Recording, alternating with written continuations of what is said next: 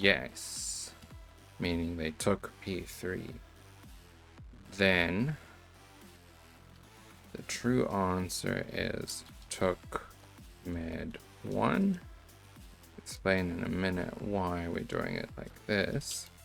False answer is took med 2. Okay, so what we're saying is, we'll just do that. Okay, so what we're saying is first we look, did they take both? No? Okay, let's for simplicity's sake start with yes. If it says yes, the if statement is going to take its logical test, say true. It's going to give its value for when it's true, which is took both. Just blink in there, no problem. If, however, it says no, this is going to be false. It's not going to give its true value. It's going to look, oh, what am I supposed to give when it's false? Now, our problem is, in false, we can't just check, did they take or no. We need to determine which one did they take. Now, there's a possibility that they took neither, which here is not being answered. This is only answering if they took both. So you could go back and change your formulas there, but let's say your coworker is annoying and you can't, or whatever. You need to work around it. So you're saying and, which tests multiple logical things and returns one true or false. So you're saying if this one is no and this one is no, this whole thing will return true.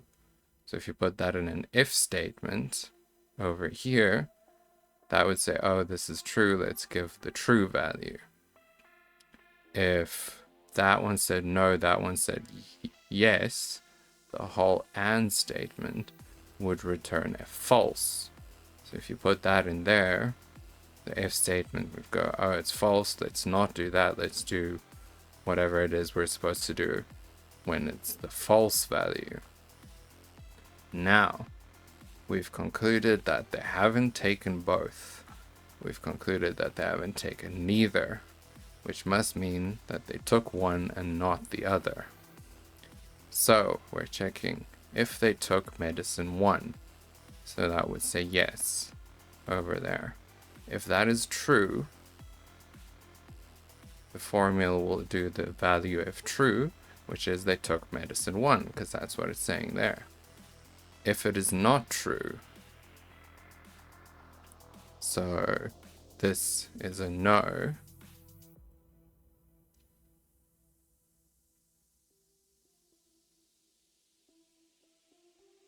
then, sorry, the dog is distracting me.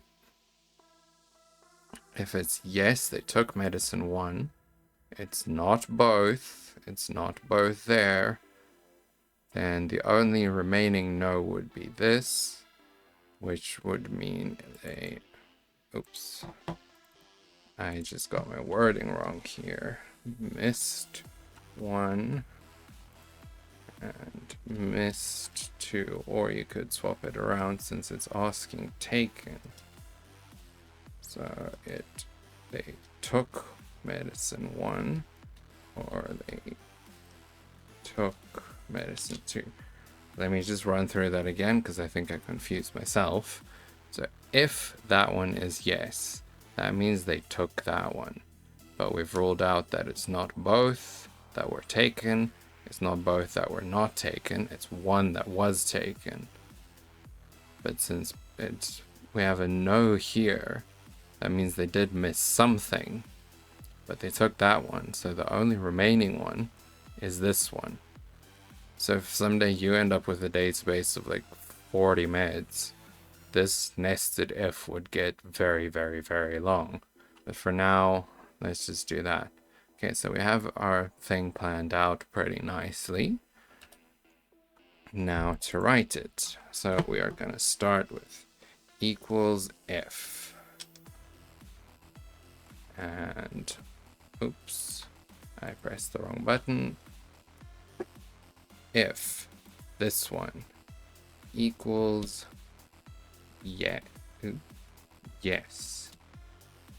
meaning they took both, then you are going to say they took both.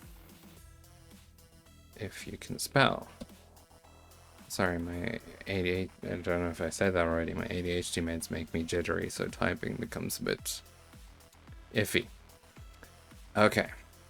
If, however, that is no, you're going to skip your value if true, and go to your value if false, which is going to be another if statement. You don't technically need this bracket, but it helps my brain keep order of everything. So, if that is false, you're skipping that, you're doing this. First, what you're going to do is check if, and we want two tests here. So the first test is this one no? And the second test is this one no? No.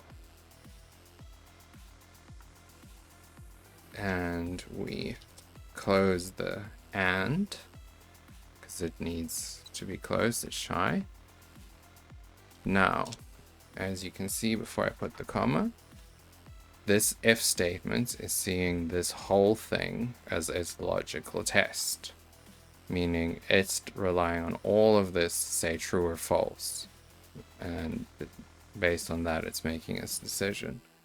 So we're saying if both are no, then your answer is going to be took neither.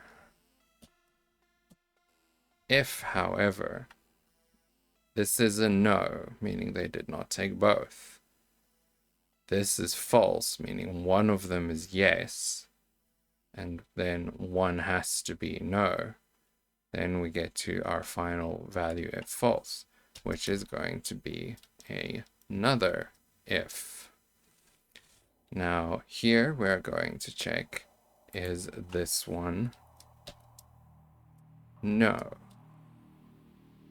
Since we've already ruled out that it's not both that were taken, they didn't miss both, we checked with our and, meaning they did take one of them. So if this one is a no, that means that, let's do it the other way around for the question's sake. If this one is a yes, that means they took medicine 1. So you're going to give a yes.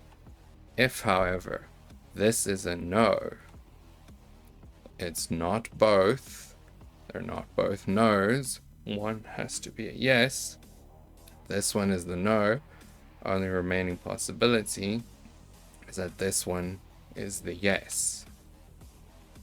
So that means that if this says yes, that means they took med 1. If it says no, then this has to be yes, which means they took med 2. And then, oh dear, okay, I'm getting a pop-up here. What did I miss? It looks like I missed about 400 commas. Those brackets that I forgot to close. But it looks like we get what we need. Let's see if we copy it down. Okay, so this one says they did not take both, they took neither. Did not take both, took neither. This one, more interesting. They did not take 1, they did take 2. Our answer says they did take 2. This one says they took 1, did not take 2. Our formula says they took 2. Let's rerun it with some more randoms. Okay, so here we've got they took both. So that first part of ours already says yes, they took both, disregard the rest. this one, it gets to the and. It says, oh, this is no, and this is no. So disregard the rest, just put they took neither. Wait, it's up here, sorry. So it's not a yes. So you move on. So it's not going to be took both. We move on to the false part, where we're saying if it is both of these that are no, which it is here, you give the answer as took neither. If that is not the case, that means one of them is a yes. Then you're going to do the value of false. We're telling it if that happens, check if this one is a yes. If it is, that means they took this one. And you say here, they took medicine 1. If that is a no, the only remaining option is that medicine 2 is the yes. So you take medicine 2. And then that is just all of the brackets that we opened along the way being closed. So with some programming languages, you have to go and manually do that. Excel is pretty kind in doing it for us. So let's just run it through a few more times. There we go. I think that roughly covers nested ifs. If I wasn't clear or you need more explanation, please let me know. Like I said, I've never done this before. I have no idea if I'm doing well or not. You know, I figure this stuff out for myself, but my brain works completely different from normal people. So if it's not making sense, please let me know.